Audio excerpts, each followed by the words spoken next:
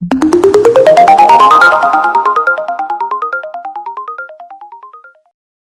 what's up, Internet? This is the Pop Geek Podcast. I am Matt the Noob. Alright, Superfan Eric. Adam. And we're going to be talking a little bit of Gamescom wrap-up. We're also going to be talking, Gamescom wrap-up, which is going to be a lot of Xbox talks because, kind of PlayStation bowed out a little bit. And on my own Xbox news front, I'm like a prairie dog jumping around my living room. I'm waiting for my Xbox to show up. So yeah, every time the doorbell rings or whatever, I'm like flying to the door. Checking your phone like every 5 minutes. Has it arrived? Has it arrived? Right, yeah, like literally, yeah. I know that it left Illinois 2 days ago, and it's going to be here soon, and I'm going to be annoying everyone with my terrible videos of me playing Halo, probably, is what it's going to be, because I'm going to suck so bad. I'll run you through it. You'll be fine. I'll make sure I record myself doing it. Now, did you get the package that I sent you, the one through the Microsoft Store? I did, yeah. I got the Master Chief collection, but I don't think I get 5, right? No, you don't get all the old ones. Yeah, you got all the old ones. Yeah. And then I don't believe you get ODST because you didn't play it at the time it got released. Right. But they do offer for like a $5 game, which I highly recommend. It's an awesome story that's kind of a sideline from the main Halo series. Uh-huh. So definitely pick that up if you're interested in the other Halo games. Cool. And then you also go with Assassin's Creed Unity and a year of Xbox Live. Yeah, which I hear the Xbox Live thing is worth its weight in gold. Especially now, since now all the Xbox 360 games that are released with the Games of Gold will be now backwards compatible on the Xbox One. Oh, okay. So you're theoretically getting 4 games a month for free for Xbox owners. Nice. Mm-hmm. And yeah, I mean, I'm super excited about it. And now that I think about it, it's the first console I've ever purchased. Because in the past, I was a kid, so all my consoles were bought by my folks. Gifts. Or, like, we have a Wii, which I believe is my wife's. It's not even mine. So, like, yeah, I don't think I've purchased a console ever. I thought you had a PS3. I do, but it was my brother's. Oh. So like, I have consoles, and I've always had something, but, like, yeah, I've never actually purchased it with my own money. It's typically a birthday gift or whatever. Now, you have a little theory about the Xbox. I do, and that kind of gets into a lot of the hardware news that came out during the Xbox Gamescom event, which is, one of the main things is the DVR. They're bringing in the DVR for over-the-air television. Yes. And also the DVR will act somewhat like a hopper where you can then stream to different devices. Yeah.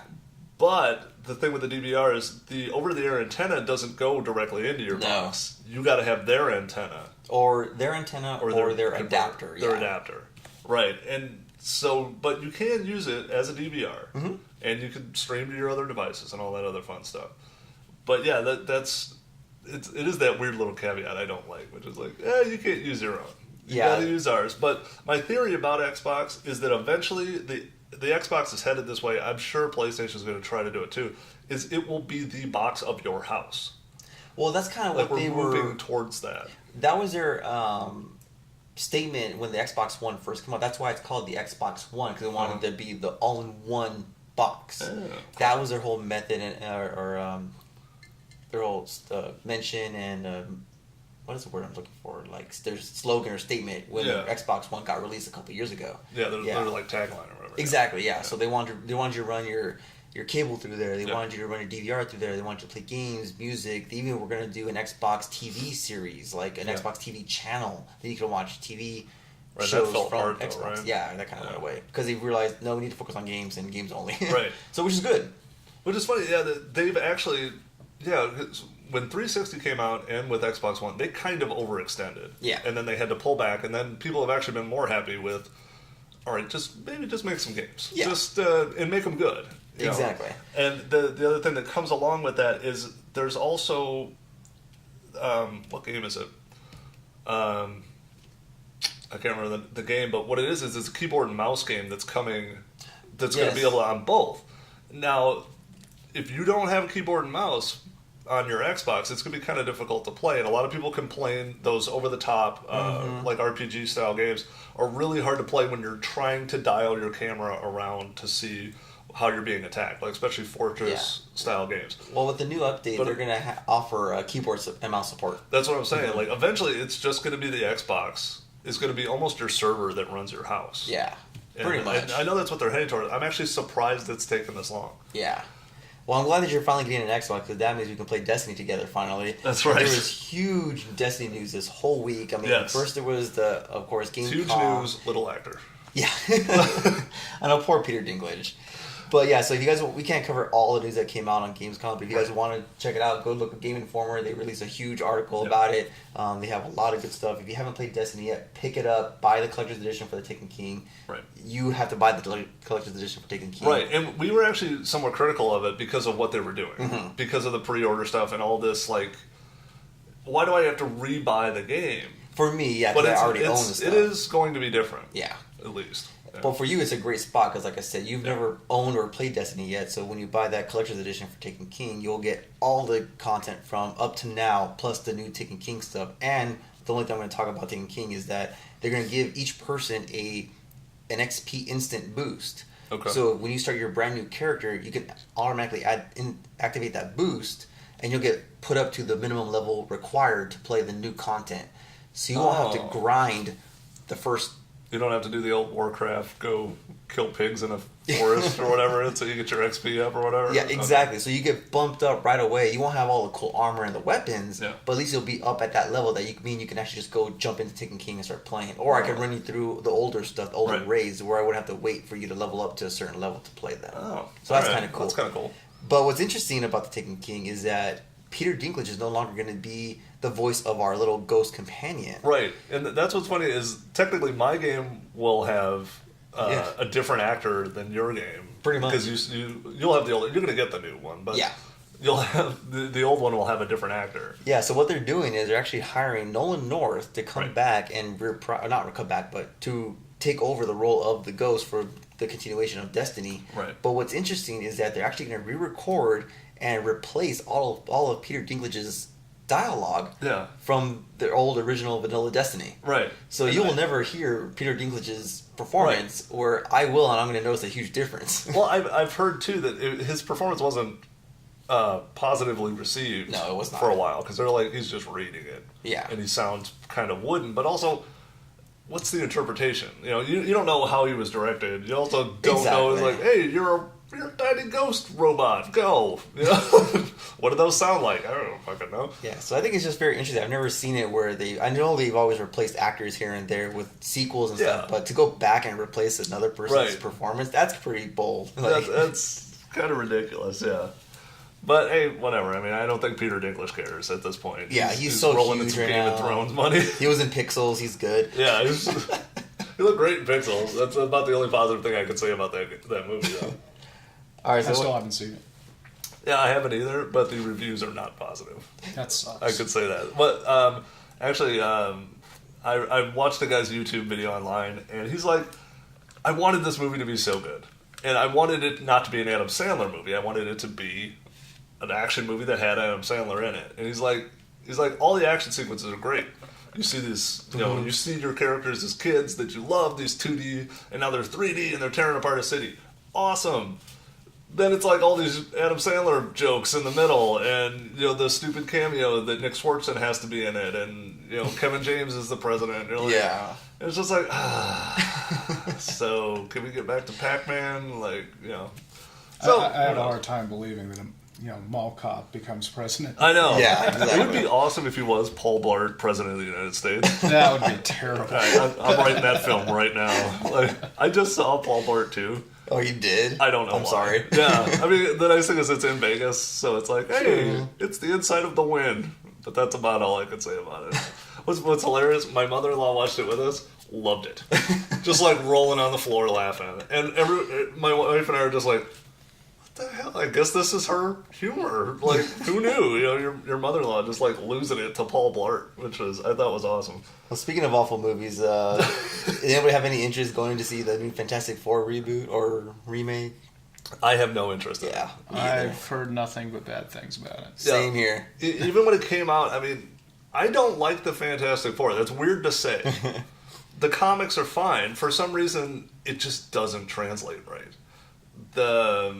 the scale that they are on, the fact that they're a known hero is also weird because they like end up in court a lot. Yeah, because like Matt Murdock, Daredevil is their lawyer. Yeah, and again, that like brings a weird level. Like I just never cared for the Fantastic Four that much. I used to get up at like 4 a.m.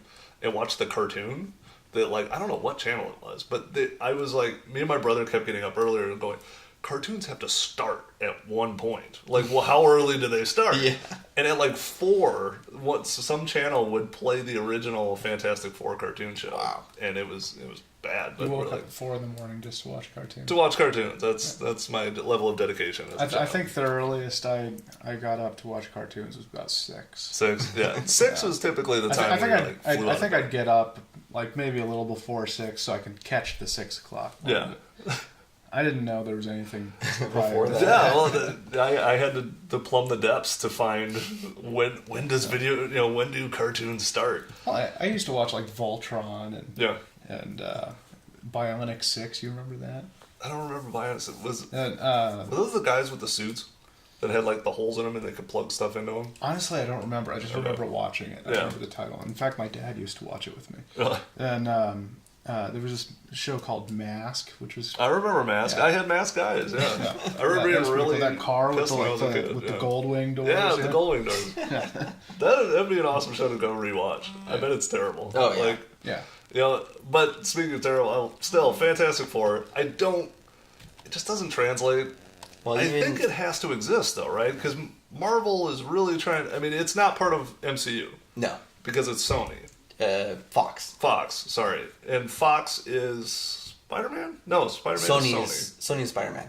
And Sony and Marvel right now are kind of playing together, which is awesome, but Fox has yet to join partners with Marvel to kind of help bring these characters to what they are known to be in their glory. Right, because what would be great is if they could move into this Civil War thing. Mm-hmm. Because when I read the Civil War, Fantastic Four are a big part of that. Yeah, that's really cool.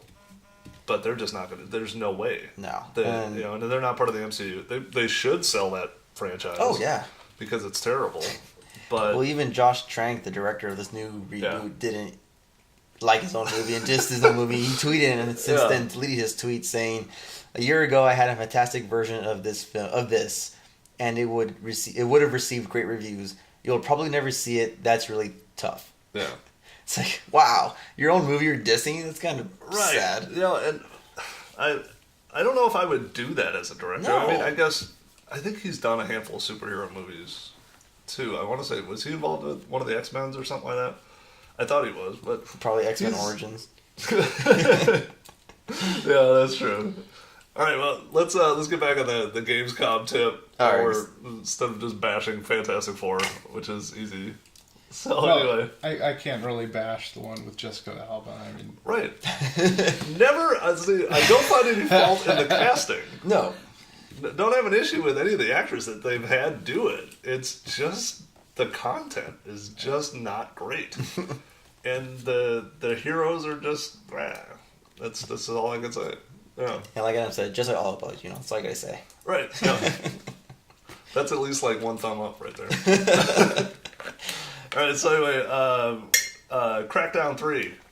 Yes. Which I'm not sure, but I might have called Crackdown 2 for the entire podcast. Well, they never really released what they were going to call this new Crackdown, if it was going to be a reboot or a continuation. Mm-hmm. And they finally let us know it's going to be Crackdown 3. Right. So it is going to be a continuation from the previous games. They want you to bring along that storyline. And what I saw with the gameplay demo was amazing. Fully 100% destructible worlds. Yeah. And this will be the first game that actually uses they're calling it before they called it the Azure Microsoft cloud-based computing power. It's amazing. Yeah. They had, I think, at one time on the demo, up to 11 different cloud servers running the destructive world. Yeah. It was incredible. And no frame rate dips, no drop in anything. And the ramifications of it are amazing. Mm-hmm. What could be. Yes. The fact that hardware may just go away. Well, I mean, you'll have hardware, but the fact that you have to have the system that runs this, it's like back in the day when you had to upgrade your Pentium 2 to Pentium 3 just so you could run anything. And now we're talking about you could have the cloud do all the work for you and send you the game. And you would all be seeing the same thing and all talking. And you have a fully destructible world that's seen by everyone at the same time. I'm just hoping that once they kind of like nail down this kind of technology, we'll no longer see the whole debate between PlayStation and Xbox. Like, oh, PlayStation can run it at this resolution. Oh, Xbox has it run it at this resolution. It's like, well, with the cloud computer power now, it's like, no, they're all the same. They all look just equally gorgeous. And which they already do for the most part. I mean, you can speculate, it's not like they look bad. Yeah, it's like, oh, one line is different from this line. It's like, right. But also, I think that could lead into, once you're in the cloud, although it'll be tough on Sony because they're not going to want to do this, but if you're in the cloud, why not? They could finally all talk to each other. Yeah. That would be awesome. Yeah. Because, I mean, I think we're eventually headed to something like that, and you're going to head to a more subscription-based service anyway. Everything is heading prescription. Oh, yeah. Subscription, you know. Yeah, EA Access, you pay, $5 a month or $30 a year to play their games online or get early access to their games and stuff. But, yeah, it's totally headed that way. Well, I wanted to add this to... I actually own stock in Disney. Like, when my dad passed away, I inherited an IRA. And I bought Disney stock thinking, I mean, Star Wars is coming out. All this shit's about to happen for Disney. And it took a massive hit this week. Because the numbers are super down on ESPN subscribers. The reason why is people are unplugging now to a point where it's actually starting to hurt. Wow. So I think you're going to see a change in what cable is offering. And they're going to have to. And especially when I could DVR, I could run antenna straight into my DVR and my Xbox, get whatever I want. I can run Netflix on my Xbox, Hulu, everything. This could be my entertainment system rather than paying Cox Cable or Time Warner or these god-awful companies that can barely operate. Yeah. I mean, as long as they keep that Wi-Fi coming, that's all we really need. All right, so going back to Gamescom and some games here, what'd you think of the news of the Halo's Wars 2? Yeah, I was really surprised. Like, I don't, like I said, I don't follow it as closely as you do. Mm-hmm. I know that Halo Wars it's an RPG style version of Halo, right? No, it's a what is it called? Real time strategy, RTS. Real time strategy. But it's one of the first RTSs that has actually worked on a console, because like you were saying before, how it's so much easier with the keyboard and mouse, getting little shortcuts and everything. They created a really easy circle user face to work and to make it work in this kind of environment, and I think it worked really well. It wasn't my type of game. I'm not into real time strategy games. Yeah. I did play the first couple levels, but I just couldn't get into it. Didn't they do something similar with Killzone? Do you remember that? There was Killzone, which was the first person shooter, but I want to say they did a top down Killzone. There were a lot of that might have been for Vita or something like that. Yeah, there were a lot of RTSs coming out around that time, but Halo Wars was the one that kind of like perfected it. Yeah. So the fact that they're making a Halo Wars 2 is kind of cool. Like, everyone was unaware of it and blown away. Right, but... and when does Halo ever release anything that someone hasn't already leaked or knew about or whatever? And like, people flip. They're like, there's a Halo game. It was really surprising, which I thought was kind of cool. Yeah. Another game I was really excited to see was Quantum Break. Yeah. Now, this is pretty interesting because going back to talking about recasting and actors and stuff. Yeah, I heard it dropped its director or something. I don't know about that, but they recast the whole main cast. That's right, for the show. For both. For both the show and the game? For the show and the game. Oh. Iceman from X-Men, Sean, I can never pronounce his last name, Ashbo, whatever. Yeah, that guy. He's Iceman. He's Iceman in X-Men, that's all you know. He's actually our main character now. He'll be doing the voice of the character, and they actually model the character after him, and he's also acting in the live-action movie.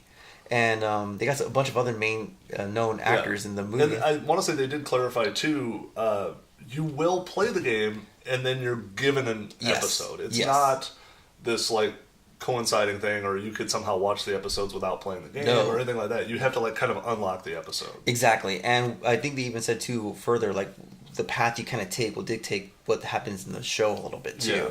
But the gameplay footage they showed this time was way different from the last gameplay that they showed last year, and it looked amazing. There's so much you can do now with the time manipulation, and the way they're telling the story is using that time manipulation really well. You could be walking through a warehouse and you can see it changing in real time throughout the ages, from it being overrun to in the beginning when you're just opening crates and building your first time machine. They said there's going to be like story elements. Yeah. Where you walk into a room and things start appearing at different points. Yeah, they're different things that are happened throughout the time sequence of the game. Exactly. So I thought it looked amazing. It was really cool. And then I was fortunate enough, because I work in the middle of the night, that I was able to live tweet some of the EA conference. And there is some advantage to being awake at 4 in the morning. I can't believe that they. I mean, it's for Germany. It's not for us. Yeah. But like Xbox did it at 10 in the morning. They found it a good time, but like EA was 4 a.m. here. Yeah, I had to watch it later. Yeah, and some of it was great. The one word criticism of it is like they clearly like grabbed someone who works on the game to talk about it. Yeah. Because these people really weren't prepared to be on stage. Some of them, it's like you expect like the Steve Jobs guy to come out and go, "Hey guys, on EA we have this fascinating new game." No, it's like Ted from IT Tech just walked out there and he goes, "Hi, we're really excited for Unraveled and Battlefront looks cool." And like, yeah, they were really nervous. They weren't very well in front of a grand audience. I dug it. They got lots of cool stuff. Speaking of Unraveled, like that was a game that was not on my radar, but after seeing the gameplay, it looks really fun. Yeah. It's kind of cute, but it's also, you can tell it's a puzzle-based game. Mm-hmm. It's a micro game, is what I would say. I mean, it's a big game, but it's like the world is like really little. Like he's bebopping around like in the surf of a little beach. pond, or whatever, and he's jumping from like leaf to leaf. Yeah. And, from what I understand, he is a little yarn character. Yeah. And if you run out of yarn, I think that's it for you. Yeah, you die. Like you have to do things to build up more yarn so that you can get further into the game. Yeah, and you use your yarn to build these bridges and pathways and climbing. Yeah. So you have to be careful and be strategic on how you get over this obstacle without using up too much yarn, pretty much. Right, yeah. I thought that was a really cool game. It's an awesome concept. Mm-hmm. And, yeah, you never know, though, because those are never your blockbuster games. No. But they're usually, favorite games, stuff like that. And then you can't talk about EA without talking about Battlefront. Oh, my God. It looks so good. Battlefront put out, Fighter Squadron, and they showed everybody what Fighter Squadron's going to be like. Now, I've heard mixed reviews on it. Yeah. Because it looks like, to me, I'm a Star Wars geek, so like seeing the Falcon and seeing Slave One and like TIE fighters, and it reminds me a lot of TIE Fighter back in the day. Like that was one of my favorite PC games, was playing TIE Fighter and X-Wing. See, that's funny. Like my first experience with the fighter pilot mode was in Rogue Squadron on the N64. Right. And I loved that game. Like I want them to make another Rogue Squadron game, and this is kind of towards that, but it's going to be just a mode in Battlefield. Right. Or Battlefront. Sorry. Battlefront, yeah. But yeah, it's another game altogether. It reminds me kind of. I think it was it Rogue Squadron or Rebel Assault? Did you ever play Rebel Assault? That was an awesome PC game. Yeah. It was like it had elements where you're like running and you're a guy, and then you're in your X-wing doing stuff too. Yeah. But yeah, I thought that was cool. The mixed reviews on it are whether or not it's like game friendly, it's really chaotic. Yeah. It's 10 on 10, I think. I thought it was 20 versus 20. Or 20 versus 20. Plus and an there's additional AI characters in there too. So there's a lot of shit going on. I mean, you guys want realism? Yeah. This is what a real like air battle would probably look like. Yeah.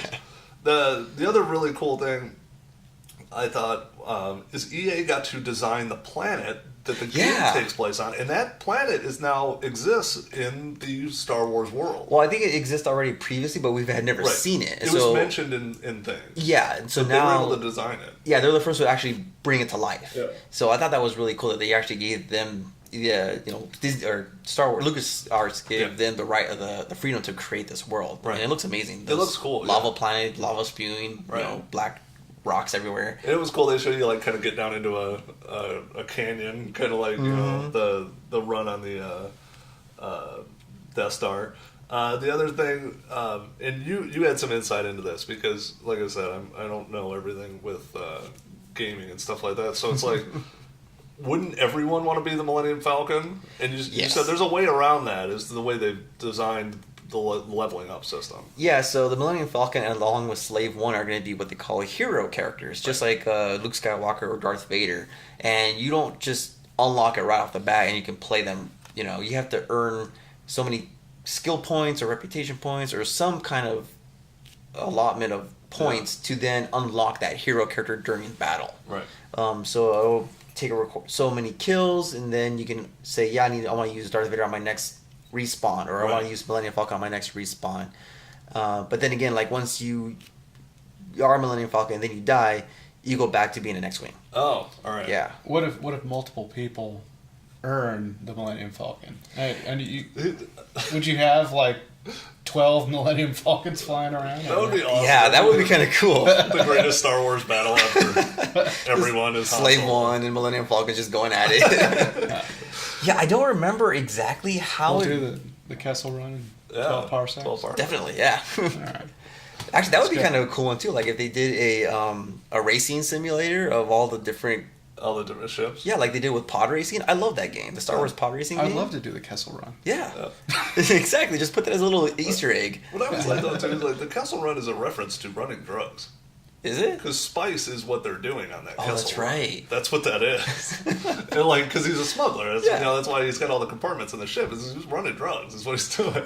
I never caught that. Yeah. Also, talking about EA, so we can get. Well, speaking of running, Yeah, speaking of running, look at that. That was Mirror's Edge is coming out. Yes. Which is a prequel to the original Mirror's Edge. it's or actually considered. They're sequel? considering a reboot. Reboot. Yeah, Oh, it is going to okay. be an origin story. So we're going to tell about the origin of Faith, who's the main character from the previous Mirror's Edge, and now in this Mirror's Edge.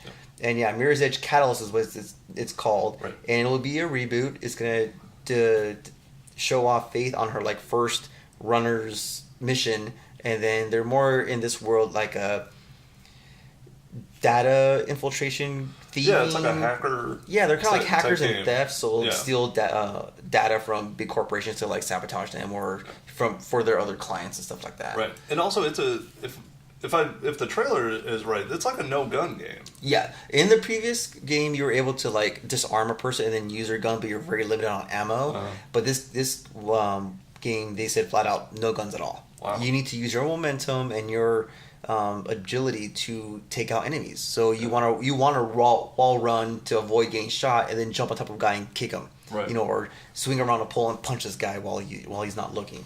Yeah, everything's going to be very momentum based and agility based. That's Is cool. this the one where there's like an incentive to actually get through the whole game without killing somebody? I don't think so, because there are going to be points when you are going to be noticed and be shot at, so you have to take out people. They don't really give you an option to kill in this game because that's not who the character is. But there are games like that, like Dishonored and Deus Ex. I think is what the one you're Yeah, thinking of. I think Oh, that's that's the one right, you that's mentioned. right. Yeah, that one, Deus Ex, they showed Yeah. more gameplay footage for that. But that one, you can either go in all combat or stealth based and not kill anyone. And there is an incentive or a achievement to doing both. Well, that's cool. Yeah. That is really, we're coming near the end here now, but we would be remiss if we didn't mention it. The Deadpool Red Band trailer and the regular trailer. The regular trailer was basically the one they showed at Comic-Con. Yeah. But for us normal people, we couldn't see it other than like some asshole's phone who shot it vertically, which like I just want to slap the crap out of people who do that. Stop it. Yeah, drives me crazy. I know you were trying to do it on the down low because that wasn't supposed to get out. But man, just turn your damn phone sideways. Just- We should just start do a that. campaign. Yeah. The no vertical video campaign. yeah, We'll definitely. start running PSAs. Yeah. Is Start it- wearing t-shirts and banners and flyers. Yeah, like I just hate every event somebody's doing this and they're like, it's not a flip camera. It's No. like your TV does not hang on the wall this way. It No. hangs this way. Just think about Phones shoot really good video now. Okay? it. Yeah. I think, what is it though? Periscope is vertical, which is kind of Yeah, annoying. unfortunately. And Vine is vertical. But at the same But- time, you shouldn't be doing anything with But that. like with Vine and Instagram, I understand it because it's a square box. It's a square box. It's a 4x3 But with box. Periscope, I think you get full frame, right? You do, but like, Yeah. I don't know. I totally pirated the Rousey fight, so whoever I was watching nailed it. Yeah. They were down in like South America somewhere because like you The could guy hear the I people was talking. watching, I think. Was South America? I don't know where he was, but he had a great feed. But the problem was he cut his feed like right before the fight started. Yeah. But it was a great, Yeah. it was a good resolution. But yeah, Well, especially for a Rousey fight. Yeah. You only need Well, 34 you seconds. only need 30 seconds. Like that's all I'm gonna tune in for anyway, and that worked out. I was standing at work and streamed it. 4G, no Wi-Fi, no nothing. Mm-hmm. Watched the feed. The guy who did it knew what he was doing because it was the full frame of his TV. phone, and it was sideways. Oh, yeah. And it was awesome. I saw the 34 seconds, saw the girl get knocked out, turned my phone off. That was awesome, But yeah, the Deadpool trailer.